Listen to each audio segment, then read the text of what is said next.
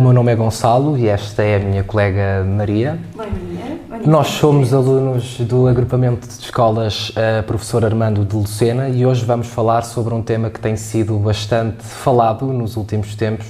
Tema esse que é a corrupção. A funcionar de forma de resumo, este projeto surgiu após participarmos no programa Rede Escolas Anticorrupção, uma iniciativa da All for Integrity, que é uma associação apartidária sem quaisquer fins lucrativos. Para falarmos sobre esse tema, temos a presença do Presidente da Junta da Venda do Pinheiro e Santo Estevão das Galés. Desde já o nosso muito obrigado por nos conceder esta entrevista. E para começarmos, eu queria recorrer aqui a uma notícia que foi publicada a 30 de janeiro deste ano, no Diário de Notícias, onde se diz o seguinte, e passo a citar: o combate à corrupção continua sem avançar em Portugal, que é dos países da Europa com mais falhas ao nível da integridade na política, alertou a representação nacional da organização Transparência Internacional. O nosso país está na 34ª posição entre 180 países. Detalhadamente também informa que o índice não faz muitas referências a Portugal, que se manteve numa posição idêntica na lista, portanto foram 61 pontos contra 62 do ano anterior, de uma escala de 0 a 100, em que 100 é percepcionado como muito transparente e 0 como muito corrupto. E essa média foi nos 65 pontos. A minha pergunta era: que comentário faz sobre esta notícia? Bom dia a todos. Em primeiro lugar, lamentar que a corrupção seja sempre uma opção e que cada um de nós teremos que lutar sempre para que as coisas sejam transparentes. Eu, como estou aqui como presidente de uma união de freguesias, da Venda do Pinheiro e Santo Estevão das Galés, no concelho de Mafra, sendo uma freguesia não muito grande, expressivamente, é a terceira maior no concelho. Temos cerca de 11 mil habitantes, temos 9 mil eleitores, temos uma população jovem, o que é bem demonstrativo que as pessoas procuram o nosso concelho e a nossa freguesia para viver, para trabalhar. Portanto, o concelho de Mafra, sendo um concelho muito procurado a nível turístico, como sabem, portanto, o surf e a nossa costa marítima é convidativa a tal, faz com que haja mais procura, o que é bom. Lançam-se desafios novos. Nós temos aqui desenvolvido em várias áreas, como as escolas, por exemplo, temos a nível de ensino de grande qualidade, o ensino público e mesmo algum privado. A corrupção poderá aparecer sempre, infelizmente, e eu lamento sempre essa questão. Nós tentamos, no dia-a-dia, ser o mais transparentes possíveis. No entanto, somos sempre muito rotulados de corruptos. Porque quem não gosta de nós, porque nós estamos a representar uma força política, e seja ela qual for, há sempre a percepção que os políticos metem-se nas coisas para serem corruptos, nesse caso mesmo, que é fazer as coisas por interesses, e eu convido sempre as pessoas a participarem na atividade de uma junta de freguesia, de uma câmara municipal, portanto, porque só vivendo o dia-a-dia se percebe muitas vezes até onde é que vai o trabalho diário ou quando poderá haver suspeitas de corrupção. Somos sempre criticados, eu e qualquer um dos meus colegas, e mesmo o Presidente da Câmara, quando opta por fazer uma determinada obra numa determinada localidade, numa determinada rua, se não é à porta de outra pessoa, já é corrupção. Porque as pessoas pensam sempre, claro, faz a obra à porta do A, B ou C, porque ele deve ter mais interesse ali.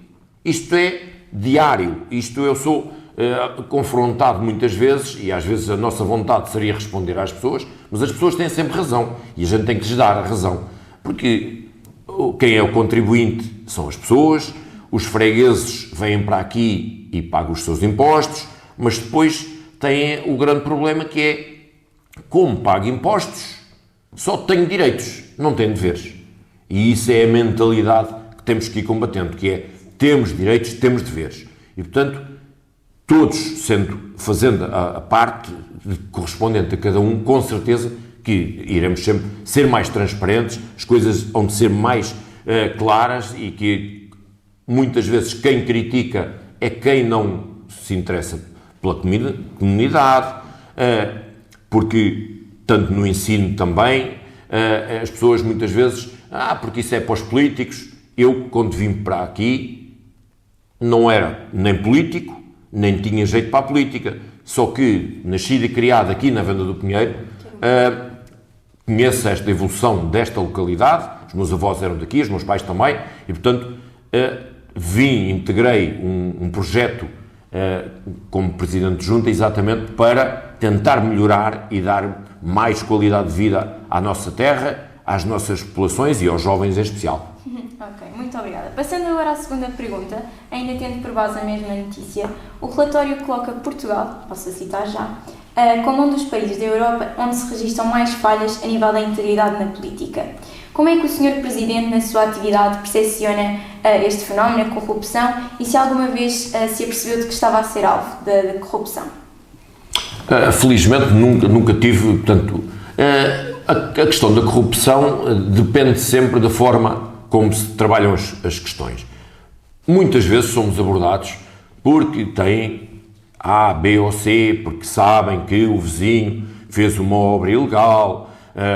E, portanto, o que nós temos sempre que fazer é, se está ilegal, tem que ser claro e, portanto, tem que ser legal. E, portanto, eu, quando sei de casos, comunico à Câmara, à fiscalização, saber o que é que se passa. Portanto, depois, a corrupção a nível de uma junta de freguesia são coisas, portanto, no nosso caso, temos um orçamento pequeno, não é tão convidativo como há freguesias que têm valores bem superiores e têm outro poder económico. Nós não temos, andamos a contar os euros, que é mesmo assim a expressão, para conseguir pagar os salários, para ter o equipamento na rua, para ter os varredores na rua. Portanto, é preciso andar sempre a fazer contas e são coisas pequeninas, portanto, não é tão... a corrupção pode aparecer sempre em tudo, mas felizmente não temos aqui tido problemas nenhuns com ninguém e, portanto, que seja o mais transparente possível, é o que eu espero sempre. Que possibilidades é que uma junta de freguesia tem em ser envolvida na corrupção? Possibilidades há de haver sempre. Se há ser humano, há falhas. E muitas vezes, e a gente sabe, e infelizmente aparecem as notícias, coisas pequenas também são corrupção.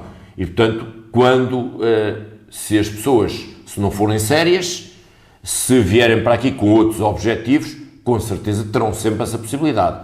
A população e os utentes e os fregueses, neste caso, é que, com certeza, também terão que colaborar, que não tentando corromper as forças políticas ou quaisquer outras. A nível da educação há de ser igual, quer dizer, portanto faz parte da comunidade. Eu acho que também, e portanto isto, o que muitas vezes acontece são os problemas pequenos, pessoais, que às vezes levam a problemas financeiros, portanto a parte, porque sabemos que muitas pessoas têm problemas económicos e as dificuldades são muitas, com certeza, e quando as pessoas optam por esses caminhos, mais tarde vão se arrepender, com certeza, porque eu costumo dizer, a mentira tem perna curta e rapidamente são apanhados. E felizmente que ultimamente tem sido mais transparente. As redes sociais também ajudam nessa parte. As redes sociais têm a parte negativa, porque muitas vezes as pessoas, atrás de uma câmara, atrás de um telemóvel, diz-se o que se pensa e muitas vezes não têm a coragem de me dizer isso na cara, mas dizem aí nas redes sociais determinadas coisas e, portanto, mas por outro lado também o anonimato consegue-se denunciar esses casos. Portanto, acho que estão no bom caminho, portanto, nesse sentido. Ok. Eu acho que já nos respondeu esta pergunta, mas talvez queira aprofundar um bocadinho. O que é que faz para se proteger da corrupção? Há pouco falou-nos da supervisão, da fiscalidade. Existem mais algumas formas? Sim, nós, por exemplo, temos a corrupção numa junta de freguesia, por exemplo, nós temos as contas cada vez mais minuciosamente aplicadas. Portanto, todos os passos financeiros que uma junta de freguesia tem cada vez mais programas que facilmente se denunciam qualquer falha.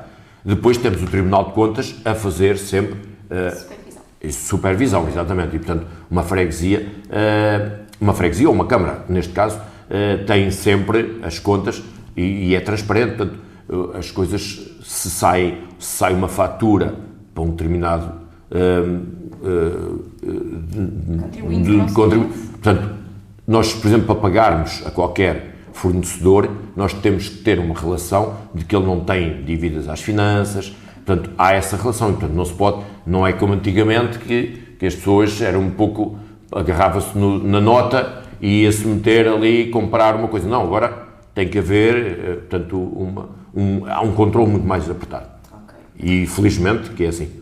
Noutro ponto da mesma notícia que eu lhe falei há bocado, é também referido que Portugal voltou a igualar a pontuação registada em 2020 e a pior desde 2012 e ainda assim continua abaixo do valor médio da região, que era os 65 pontos. O que é que, na sua opinião, deveria ser feito para inverter este caminho que o país tem vindo a fazer? Acho que quem decide judicialmente devia de ser mais célere.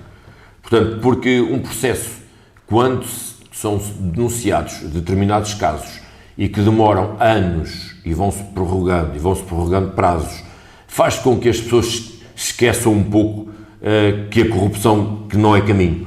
E, portanto, acho que quando uma pessoa que se confirma que houve corrupção, deveria ser rapidamente, os tribunais deviam de dar o seu veredito se a pessoa se foi corrupta, se teria que devolver o que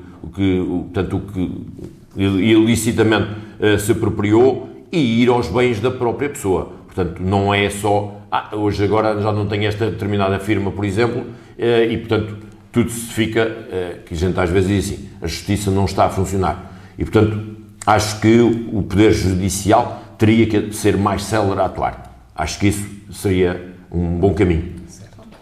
Ainda na mesma notícia do Diário de Notícias, a Transparência Internacional de Portugal diz que é preciso que sejam reforçadas as regras relativas aos conflitos de interesse, às normas éticas e à transparência no exercício de funções públicas e nas atividades do lobbying.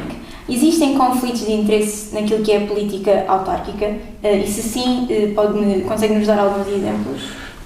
Sim, há conflito de interesses se um presidente de junta se for proprietário de uma determinada empresa, que seja um fornecedor de uma junta, é o mais evidente que se calhar não está a ser leal com todos os concorrentes. Portanto, esse é um exemplo.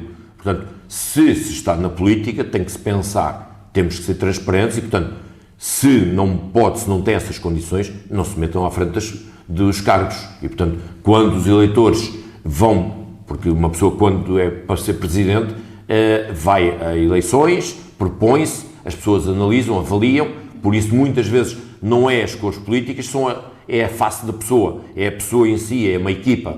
E é isso é que faz a diferença entre uma boa equipa ou não. Portanto, acho que é muito importante que as pessoas tenham consciência quando se candidatam ou quando se disponibilizam a ser candidatos a determinado cargo, se perceba que não há um conflito de interesses, portanto, aí com certeza terão que eles próprios não se candidatar. Acho que é evidente. O que é que o Presidente e os restantes membros da Junta têm feito para aumentar a transparência no exercício das funções públicas?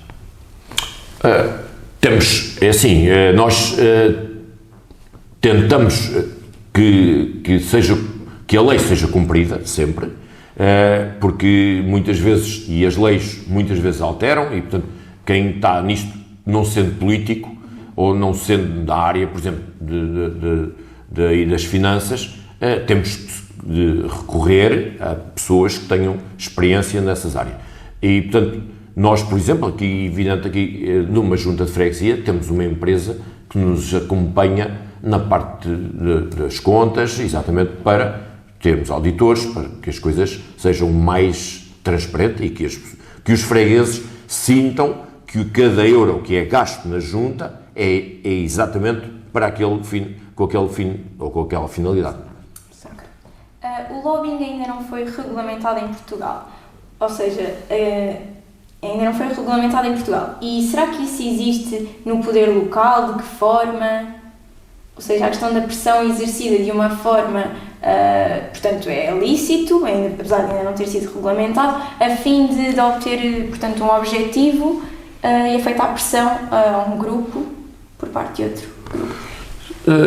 A nível autárquico, o poder local depende com certeza da dimensão de cada município. Agora, o município, há municípios com certeza que terão uma pressão bem diferente de outros. Quando temos municípios no interior, se calhar, em que não há uma procura, não há uma pressão urbanística, com certeza que não sofrerão tanto quanto outros que estejam, por exemplo, na orla costeira. Portanto, há municípios, com certeza, que a pressão pode sempre existir. Nós aqui, a nível autárquico, a nível de uma freguesia, não sentimos, já não temos o poder decisor. Portanto, será sempre a nível mais elevado. Portanto, nós não passamos uma licença de nada, praticamente, de uma construção, não temos nada nesses e, portanto, a pressão é sempre muito bem diferente. Não é? Só uma questão, então essa questão de, portanto, quem é o decisor será a Câmara? Sim, a Câmara, portanto, todo um processo urbanístico, qualquer construção que se exista, é sempre a Câmara que tem que dar o seu parecer, portanto, sempre nós a nível de junta não temos esse poder decisor. Ok. Ainda na notícia de há pouco, pôde-se ler também que a Transparência Internacional insta Portugal a colocar como prioridade na agenda política uma regulamentação mais rigorosa a este nível após vários anos de atraso. A minha pergunta era se o Presidente está otimista acerca da evolução da situação na corrupção do país, agora que nós estamos perante um novo ciclo político resultante das novas eleições. Eu acho que sim, e temos de ser sempre otimistas. Eu sou otimista por natureza. Nós, se pensarmos que nada vai mudar, que nada poderá mudar, então os jovens coitados vão ter um futuro negro. E, portanto, o que temos que pensar é que vamos lutar para que a corrupção acabe, para que novos políticos, com as dificuldades que cada um vai ter, independente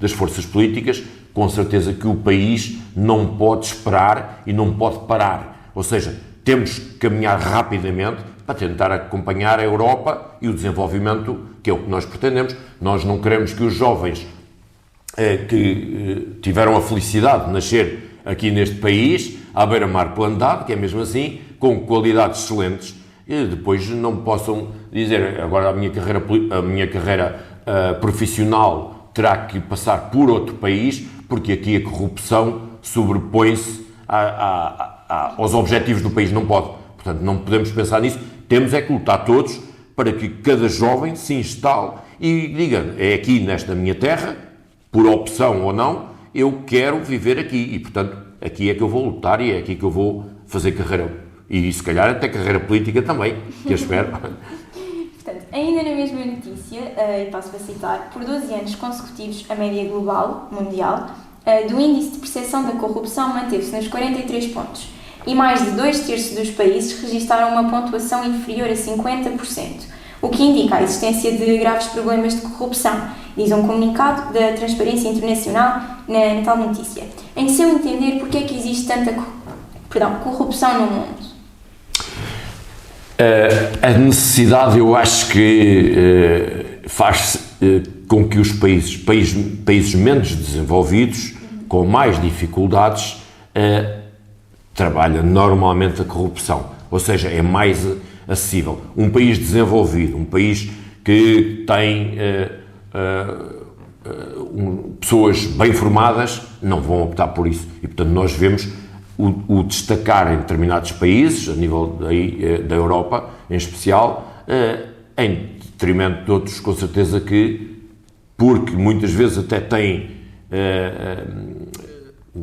os valores e tinham, se calhar, o potencial para ser um país bem mais desenvolvido, a corrupção muitas vezes consegue-se sobrepor.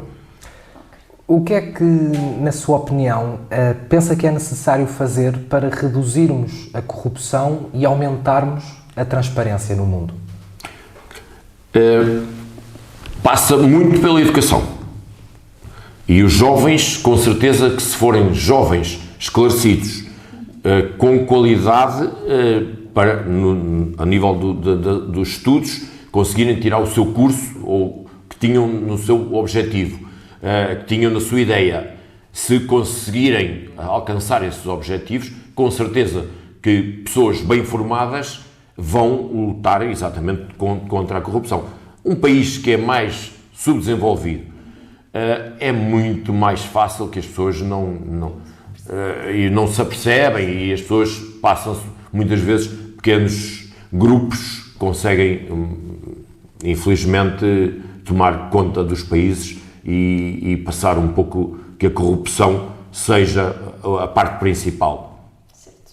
Há pouco perguntámos qual era a sua posição, se otimista, pessimista, relativamente à evolução da corrupção no nosso país. Agora perguntamos no mundo, como é que acha que vê a evolução da corrupção? Está otimista, pessimista? A nível do mundo, já não estou tão otimista a nível do mundo, porque cada vez mais há países que continuam um pouco menos desenvolvidos, por diversas razões, pelas guerras, muito em especial, e quando não há o desenvolvimento, quando as populações têm que se movimentar, faz com que fique um pouco debilitado e, portanto, a nível de corrupção há de continuar, infelizmente, porque, em especial a guerra.